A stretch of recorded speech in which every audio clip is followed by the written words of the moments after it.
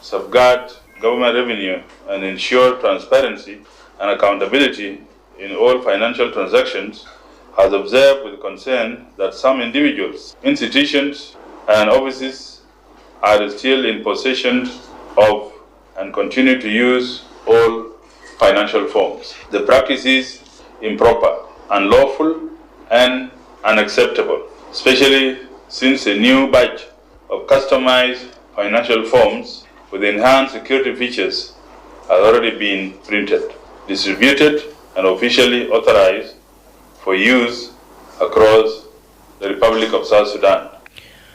Major General Elia Kosa, the Director General of Civil Registry, Nationality, Passport and Immigration, said action will be taken against those involved in forging documents such as visas, nationality, passports and other immigration papers.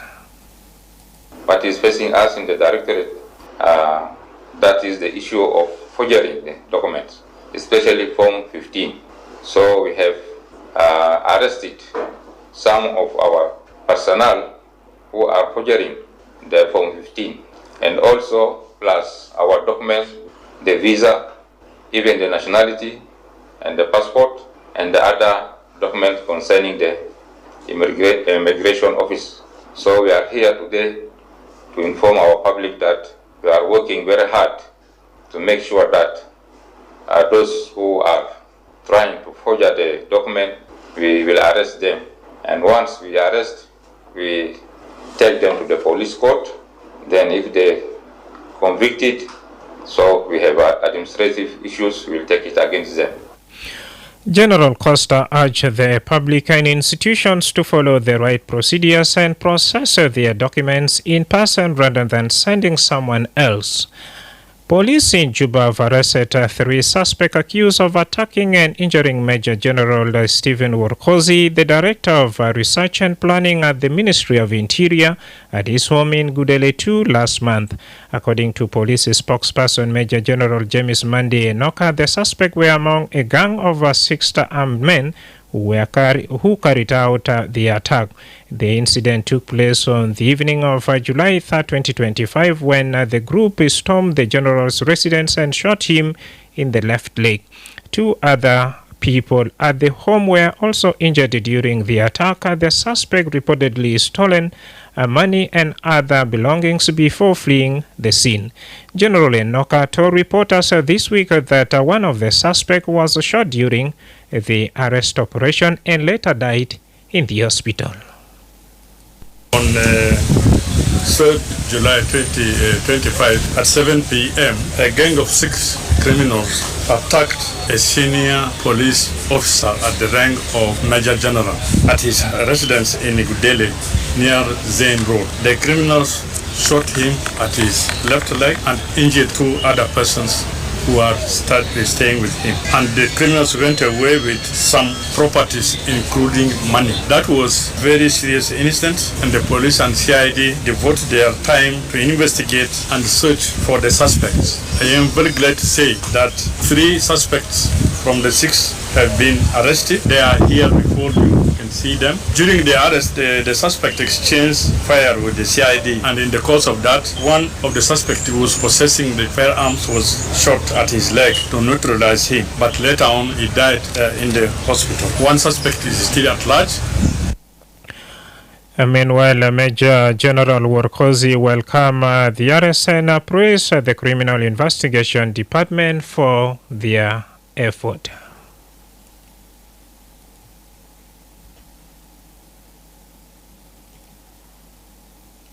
We are committed as a government to work with you together to overcome the challenges that facing you. I'm aware that you are facing some and I want to congratulate our gallant force, especially for the CID, to apprehend those who are, we have never know them, but at last able to know them. This is a very good, and I would like also to say to the public, really, we as police, we are concerned with your safety and security. And what is now going on, I hope everything will be safe in this country.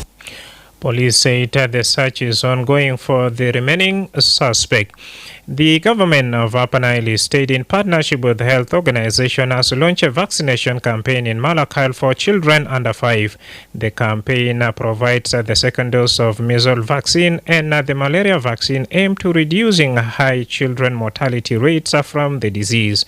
The malaria vaccine, known as R21, will be administered in 4 doses to children starting at 5 months, with the final dose given at 18 months. This initiative is part of a national scale-up following a successful introduction of the vaccine in other counties last year.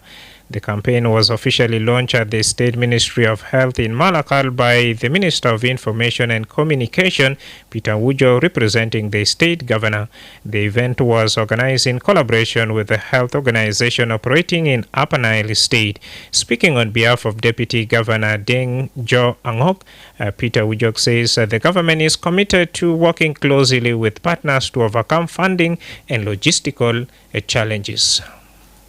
We are committed as a government to work with you together to overcome the challenges that facing you.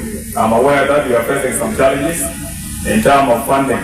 It's very difficult for you to achieve what you are doing. So we'll be standing beside you, working together with you to overcome all these challenges for the benefits of the people of Upper Nile State.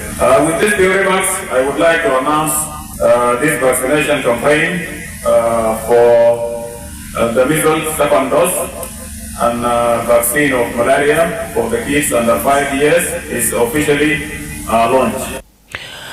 Malaria remains a leading cause of illness and death in Upper Nile and across South Sudan, according to World Health Organization. A visually impaired student who scored 87% in the recently released Senior 4 national exam is calling on families to send children with disabilities to school. Johnson Rech, who sat for Certificate of Secondary Education examination in Bor Jonglei State, encouraged persons with a disability not to give up on the education but to pursue their dreams with determination. He described himself as a living proof that disability is not inability and shared his dream of becoming a journalist. Rech also called for inclusive education, saying that schools and universities must provide support and special consideration for learners with the disability. He praised the Ministry of General Education and Instruction for releasing the 2024 Senior 4 results, but urged the government to avoid delays in the future.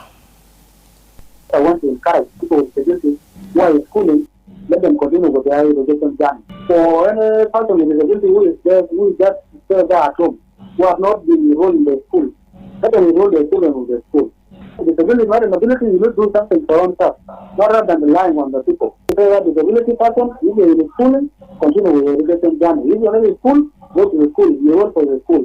In the means, give us a platform that inclusive education should be encouraged for by all of us, including people with disability and also the people without disability. Another thing also, let them to be employed. Let them to be employed. Because the moment you complete the school, you need to be employed. The Ministry of General Education and Instruction has announced an increase in registration fees for the 2025 primary school exam in an effort to reduce delays in the release of exam results. Simon Nyoka, the Secretary General of the National Examination Council, says a candidate in public primary schools are now required to pay 80,000, while those in private primary schools will pay 120,000. Nyok said the reverse registration fees have been approved and will be immediately implemented.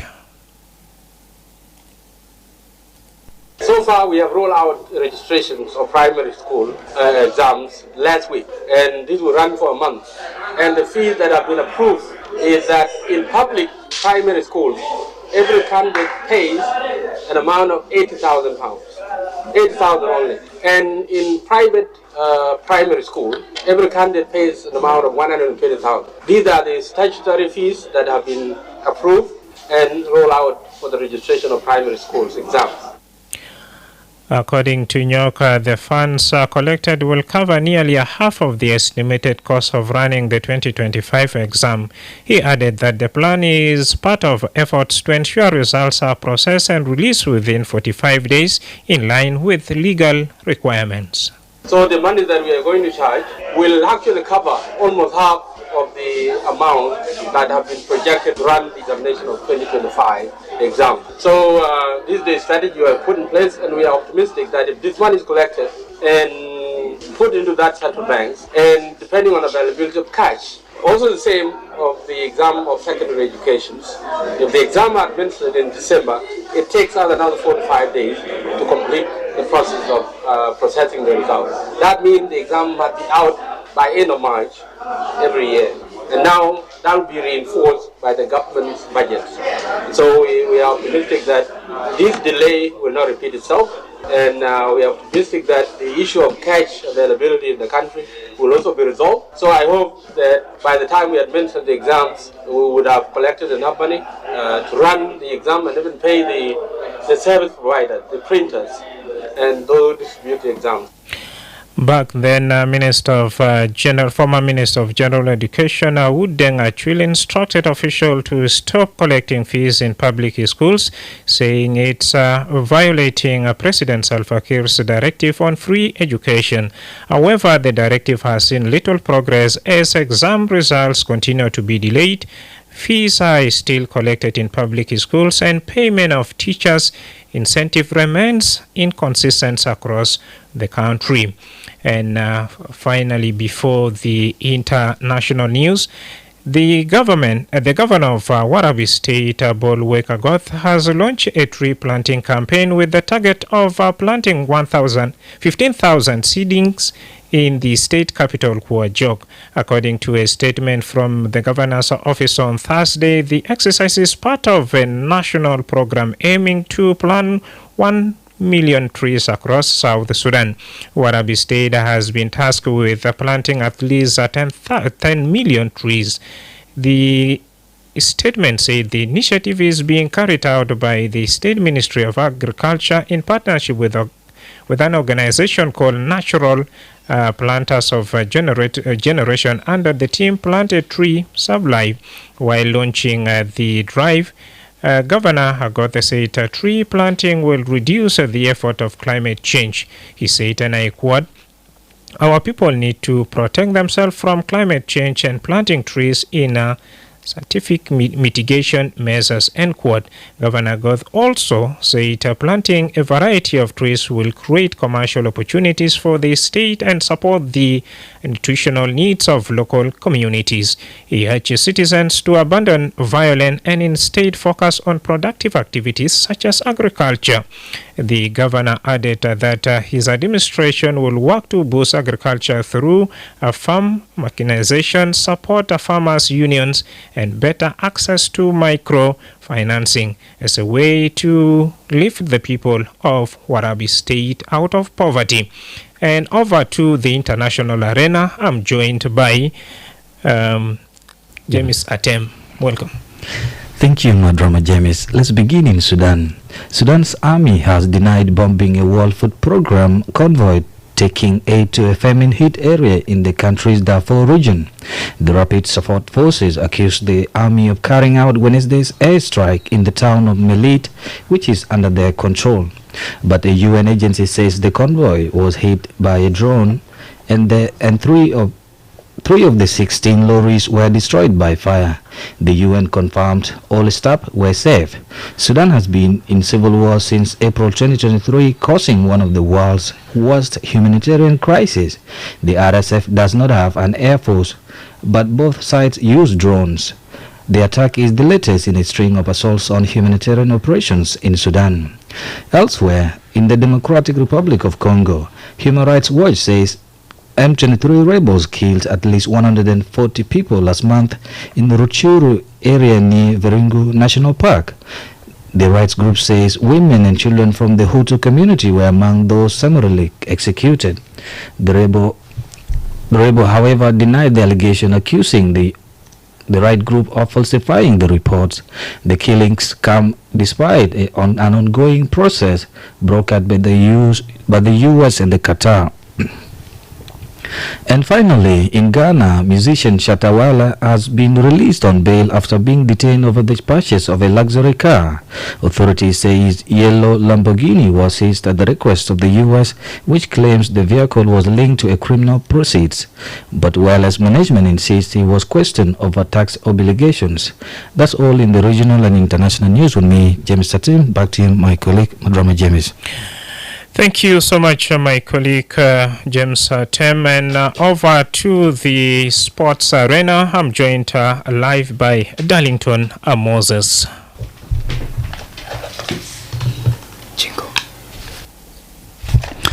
Thank you so much, Madrama James. And now to the world of sport. FIFA has appointed Mr. Paul Ben Deng, the only South Sudanese female referee instructor currently accredited at the continental level as the referee assessor for the 2026 FIFA World Cup qualifier between Namibia and Sao Tome and Principe. The match will be played on September the 9th, 2025 in Francistown, Botswana. Mr. Kohn will assess an international officiating team from Nigeria consisting of referee Sadou Ali Brahmahu, Yakubu Abdulaziz as first assistant referee, and Osmana Fausini Abubakar, second assistant referee, while Ahmadu Alo Musa is fourth officials and Bwani Tedai of Zimbabwe as match commissioner.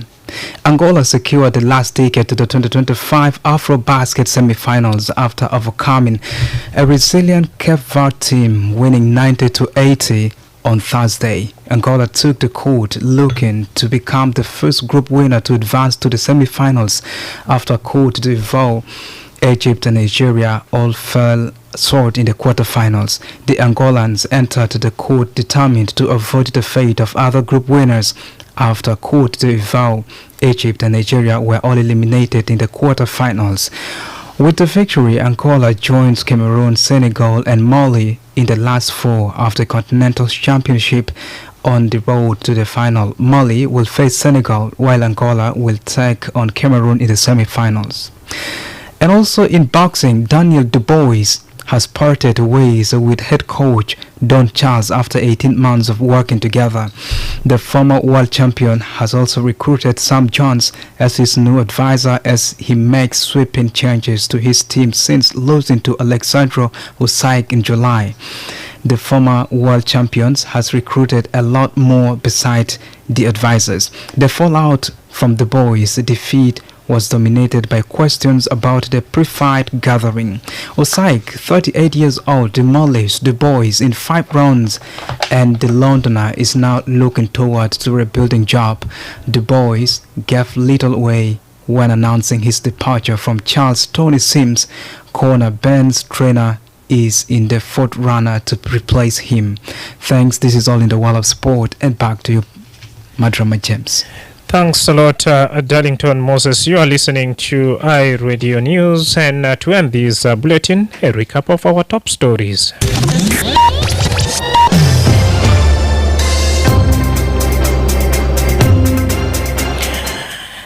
The South Sudan Revenue Authority has warned public officials to stop using the outdated Financial Form 15 for collecting government revenue.